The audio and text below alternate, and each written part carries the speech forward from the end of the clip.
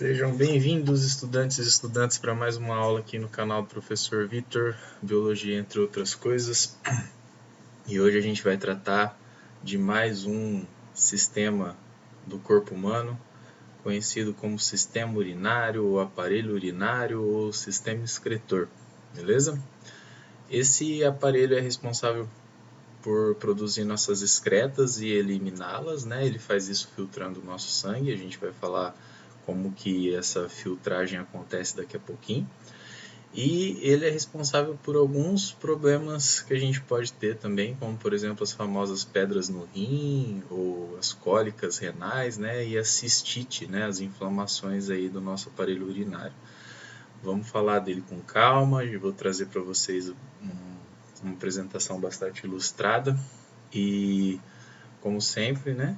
Para começar, eu vou trazer também algumas questões de Enem para a gente fazer juntos, tá bom? Então, começando com o aparelho urinário, vamos pensar um pouquinho quais são as principais partes dele, né? Então, o sistema urinário ele é composto principalmente pelos rins, o ureter, a bexiga e a uretra. Essas são as principais partes do aparelho urinário, tá? Então, falando aí das questões que eu trouxe para vocês, essa aqui é bem recente, é uma questão do Enem de 2019, né, do ano passado. Então, The Kidney Project, né? Kidney, quem não sabe em inglês é rim, né? Então, vou dar um tempinho aí para vocês, deem uma lida aí na questão, tentem pensar aí qual que é a possível resposta, e eu prometo para vocês que durante a aula a gente vai responder essa pergunta, e aí a gente vai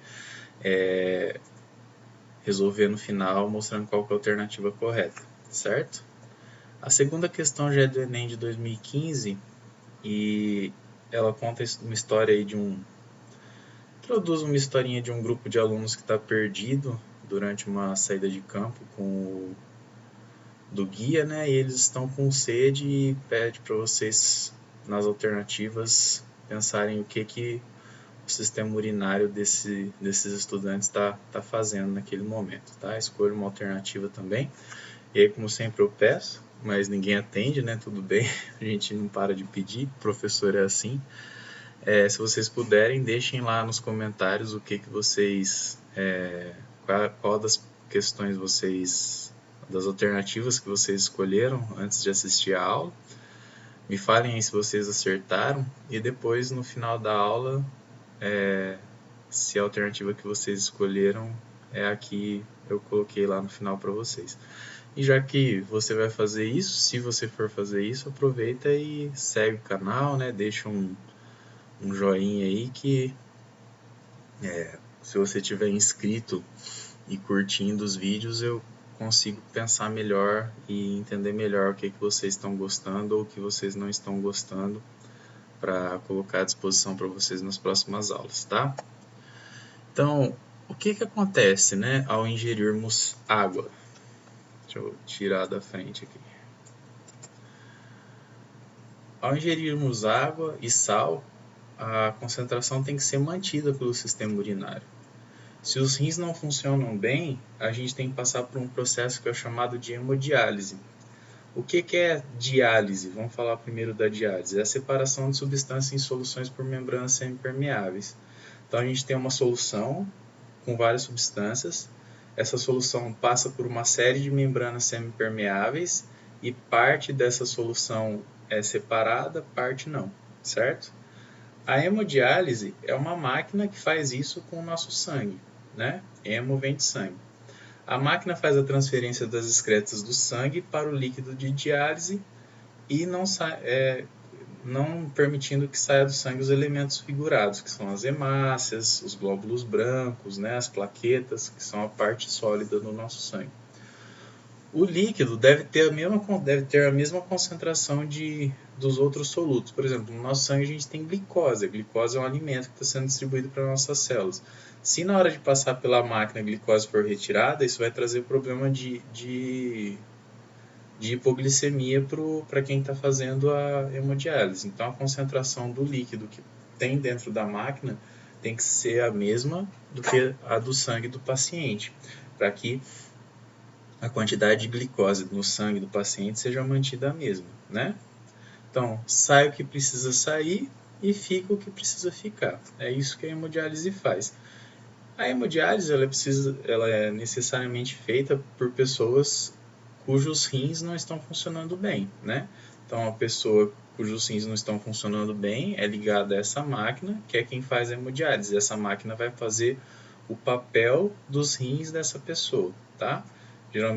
É necessário que sejam ligados acessos a veias calibrosas. Então, o sangue sai da pessoa, passa pela máquina, é filtrado e depois volta para a pessoa. Aqui tem um esquemazinho mais ou menos do que acontece, né? Então, o sangue sai da pessoa, passa por um monitor de pressão arterial, por uma bomba e que fica ligado a uma bomba de heparina, né? E aí passa pelo dialisador, que é o filtro propriamente dito, vai para o monitor de pressão venosa, né? E aqui tem um detector de ar e um clamp detector de ar. Por quê? Não pode injetar ar na pessoa, senão a pessoa tem a embolia pulmonar, né? Então, a gente tem um detector de ar para evitar que, por algum problema antes disso, entre ar no sistema e esse ar vá para dentro da pessoa, tá? Bom, quais são as funções do sistema urinário, então? Ele é responsável por manter a tonicidade dos organismos, que é diferente da tonicidade do ambiente. Então, o que é tonicidade? Tonicidade é a concentração de água e solutos que existe. Então, dentro da gente tem mais água do que fora, no ambiente terrestre. E dentro da gente tem mais solutos, mais sais do que fora no ambiente terrestre. Então, a gente tem que manter essa tonicidade, essa diferença de concentração. Porque se vocês se lembrarem, tudo tende a ir da onde tem mais para onde tem menos. E o sistema urinário vai fazer o serviço contrário disso, né? Então, além disso, ele tem que fazer a osmorregulação, que é o que garante a constância da tonicidade dos organismos. Regula a quantidade de água e solutos no organismo e garante a homeostase. Como que ele faz isso? Eliminando excesso de substâncias prejudiciais, né? Homeostase é manter constante essa quantidade de solutos e água dentro do organismo, para que o organismo consiga funcionar bem. É importante que vocês se lembrem que excreção é diferente de dejeção. Excreção é aquilo que eu comi ou bebi, que é absorvido pelo meu sistema digestório, vai para a minha corrente sanguínea, as minhas células usam, elas produzem um metabólito, né, um lixo desse uso, que é transformado pelo fígado e filtrado pelo rim, tá? A dejeção são coisas que eu comi e o meu sistema digestório não absorveu. Então as fezes são dejetos, é dejeção. A urina é excreção, tá? Então excretas, importante, passaram por dentro das células. Os dejetos não, ok? Então, vocês devem se lembrar, na biologia 1, vocês devem ter visto isso, tá? Essa coisa de hipertônico e hipotônico. O que acontece aqui? São 3 possibilidades de tonicidade aqui. Se a gente tem um meio que é isotônico com a célula, a quantidade de água que entra e sai é a mesma, né? Então, no caso aqui o exemplo, as hemácias, elas mantêm o seu formato original. Se a gente coloca essas hemácias em uma solução hipertônica, ela perde água para a solução, né? Então tem mais sais fora do que dentro. E aí essas hemácias murcham e podem perder sua função. E se a gente coloca numa solução hipertônica, então imagine que tem mais sais dentro da hemácia, mais solutos, né, dentro da hemácia do que no líquido que está por fora dela. Então a água tende a entrar na hemácia, isso faz elas inflarem até estourarem, certo? Vocês devem se lembrar, há algum tempo atrás aqui em Campo Grande, tinha uma competição de quem tomava mais tereré e teve uma moça que morreu porque ela tomou muito tereré, né, durante essa competição. Provavelmente o que aconteceu foi isso, a homeostase do corpo dela foi desregulada e as células dela ela tomou mais água do que o rim dela conseguia filtrar. Então as células dela devem ter inchado e algumas estouraram, e isso gerou a morte dela, tá? Então até água em excesso faz mal. Se nossos rins, nosso sistema urinário estiverem funcionando normalmente, eles vão sempre manter os líquidos do nosso corpo em isotonicidade em relação às nossas células, né?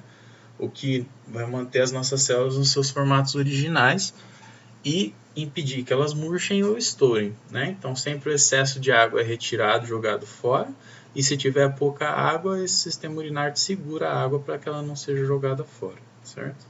E se tiver muito sal, o sistema urinário vai jogar o sal fora também. Então, se a gente pensar aqui num esquema geral, né, de como que funciona o nosso organismo, a gente tem o sistema circulatório, o sistema respiratório, o sistema excretor e o sistema digestório.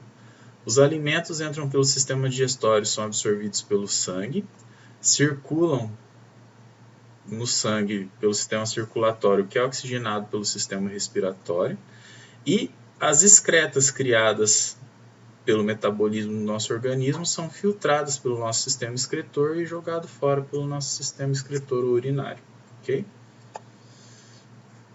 Então, como que funciona essa excreção de substâncias nitrogenadas? Essas moléculas nitrogenadas são provenientes da oxidação de aminoácidos e ácidos nucleicos. Os principais produtos tóxicos que precisam ser eliminados são os cetoácidos e a amônia. Eles podem ser eliminados como amônia propriamente dita, como ureia ou ácido úrico. Quem elimina a amônia é chamado de aminotélico. Quem elimina ureia é urecotélico. E quem elimina ácido úrico é o uricotélico. Tudo isso depende do tipo de ambiente e de que grupo o animal é, né? Então, animais do ambiente aquático, como peixes, por exemplo, eles não têm uma limitação de água. A amônia é muito tóxica e para que ela não faça mal para o nosso organismo, ela precisa ser bastante diluída. Então, se eu não tenho uma limitação de água e eu tenho bastante água à minha volta, eu posso absorver bastante água e eliminar a amônia, porque eu diluo ela em um monte de água. Agora, se eu tenho disponível uma quantidade média de água, então eu sou um mamífero que vive na floresta atlântica, eu não estou rodeado de água, mas tem bastante água à minha disposição. Eu sou um ser humano que tem água à sua disposição de forma mais tranquila, eu posso eliminar a ureia. A ureia é menos tóxica que a amônia, ela dá mais trabalho para o meu rim, porque ele tem que transformar, para o meu fígado, desculpa, porque ele tem que transformar a amônia em ureia, e ela precisa de menos água do que a amônia para ser eliminada. Agora, se eu sou um réptil ou uma ave e não posso ficar carregando líquido dentro de mim porque eu preciso voar, ou vivo num ambiente que tem muito pouca água e se eu jogar água fora isso pode custar minha vida, eu vou eliminar uma coisa sólida que é insolúvel em água, que é o ácido úrico. Então, meu fígado tem que transformar a amônia em ácido úrico, que é retirado do meu sangue pelo meu rim e jogado fora no formato sólido. Acho que todo mundo já deve ter visto cocô de passarinho ou cocô de lagartixa e deve ter percebido que tem uma parte escura, preta, e uma parte branca. O que acontece? Répteis e aves têm cloaca, que é uma abertura única para sistema urinário e sistema digestório. Então, quando o animal elimina as fezes, junto pelo sistema urinário, sai o ácido úrico. E aí as fezes sempre tem uma parte preta, que é o dejeto, e uma parte branca, que são as excretas. E ambos são sólidos, tá? Isso elimina o peso que o animal tem que carregar, no caso das aves, né, que para voar elas têm um monte de eliminação de peso, e elimina a necessidade de diluir isso para ser jogado fora, então gasta menos água. Então, em linhas gerais, né, proteínas, ácidos nucleicos são digeridos em aminoácidos e bases nitrogenadas, gerando amônia. Essa amônia pode ser eliminada diretamente pelos amoniotéricos, que são animais que vivem em ambiente aquático, peixes principalmente. Pode ser eliminado como ureia, que somos nós, a gente elimina ureia. somos ureotélicos, ou pode ser eliminada com ácido úrico, e aí a gente tem os répteis e as aves, e alguns mamíferos como roedores que vivem em lugares muito secos, em desertos, por exemplo, que aí são os uricotélicos. A transformação em amônia, ureia ou ácido úrico ocorre no fígado. Embriões ovíparos, ou seja, aqueles que se desenvolvem completamente dentro de ovos impermeabilizados, não tem como eliminar excretas. Eles excretam ácido úrico, que é insolúvel em água e pode ser armazenado até que o ovo se rompa.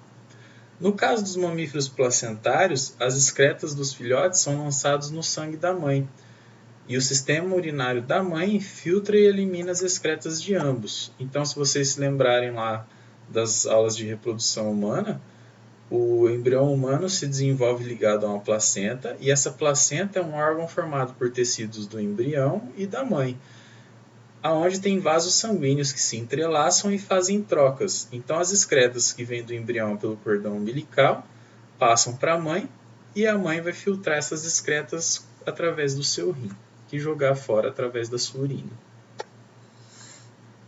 Sistema urinário, ele é formado pelos rins, que são os órgãos principais desse sistema. Eles têm um formato que parece um grão de feijão, e são constituídos por néfrons, aproximadamente 1 milhão de néfrons por rim.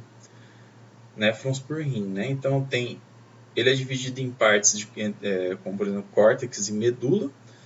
Tem a região do colo, onde tem artérias, artéria renal, pelve renal e a veia renal, e da onde sai o ureter, que vai levar a urina para a bexiga. Então, pulmões e fígado, né, que a gente só tem um, também colaboram para eliminar o gás carbônico. Acho que agora eu posso aumentar de novo um pouquinho aqui, só um minuto. Caramba.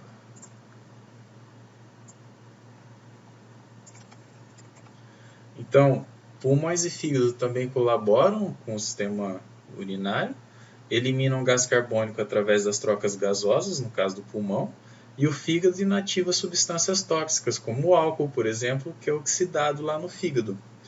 As substâncias inativadas pelo fígado são eliminadas pelo sistema urinário, e o fígado produz a bilirrubina, que é eliminada parte pelas fezes e parte pela urina. A bilirrubina ela é a hemoglobina que está dentro das hemácias. A hemácia, como ela não tem núcleo, ela tem uma vida curta, em torno de uma semana. Então ela é produzida na nossa medula óssea, vai para o sangue. No sangue ela faz o seu papel de transportar oxigênio, aí ela morre. Quando ela morre, ela é retirada do sangue pelo fígado, e a hemoglobina é transformada em bilirrubina. A bilirrubina é importante na digestão de gordura. Então essa bilirrubina é jogada no nosso intestino, age na digestão de gordura, e ela dá a cor para as fezes, mas parte dela é reabsorvida pelo intestino, e aí ela é retirada do sangue pelos rins, e aí faz com que nossa urina seja amarelada, certo?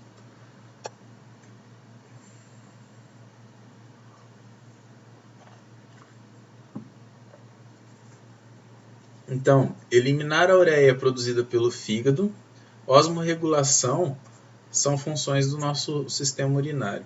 E ele faz isso filtrando o sangue através dos néfrons, né? Um resumão aí. Então, o rim, ele é formado por vários néfrons, tá? Então, a unidade funcional de um rim é um néfron, tá?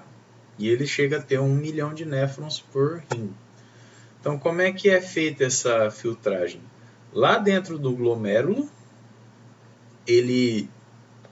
o sangue vem por uma artéria e passa por uma cápsula. Nessa cápsula, a parte líquida do sangue é retirada e continua aqui só a parte sólida.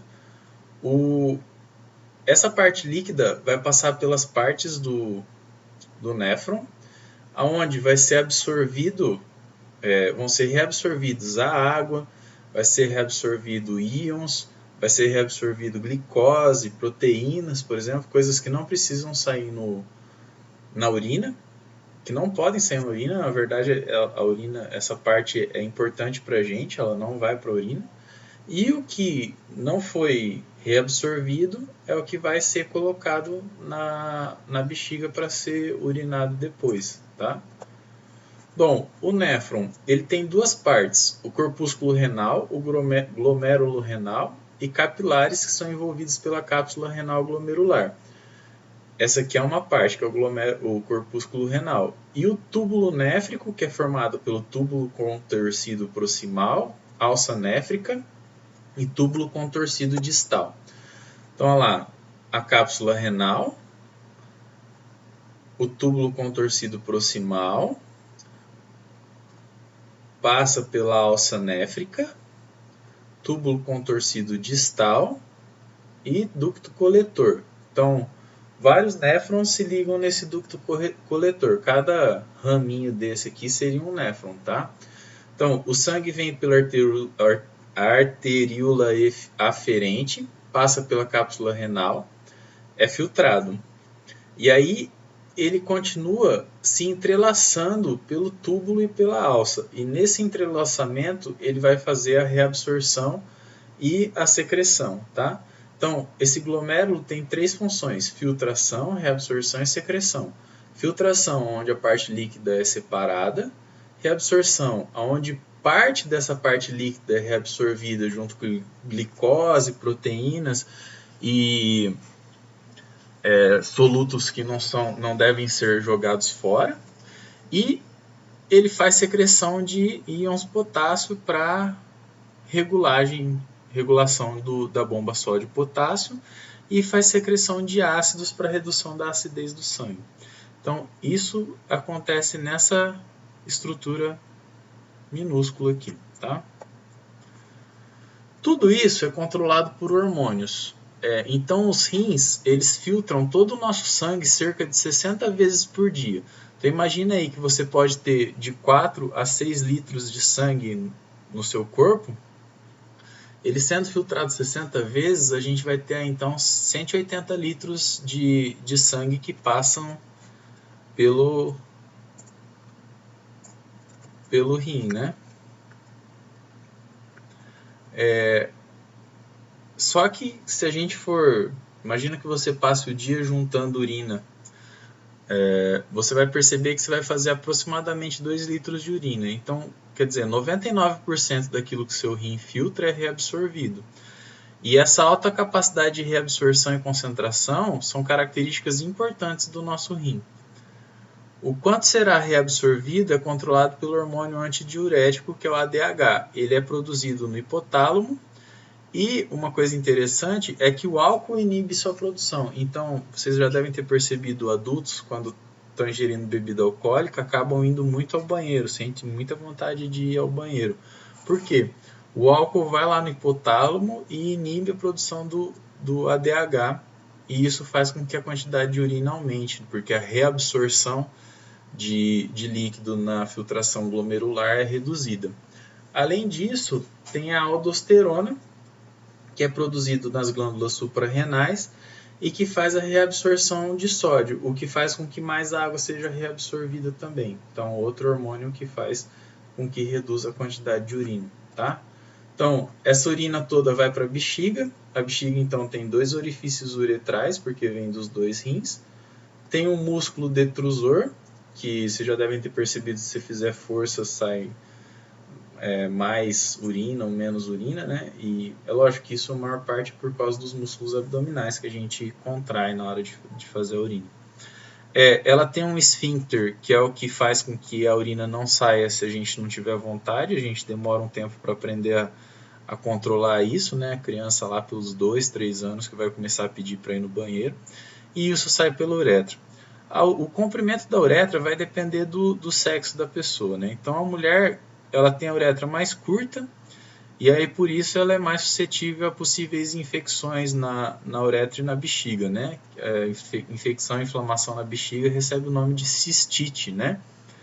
E na uretra é uretrite. Agora, o homem, como tem a uretra mais longa, é mais raro que bactérias consigam entrar nessa uretra e acertar a bexiga. Então, os casos de cistite nos homens são mais raros, tá?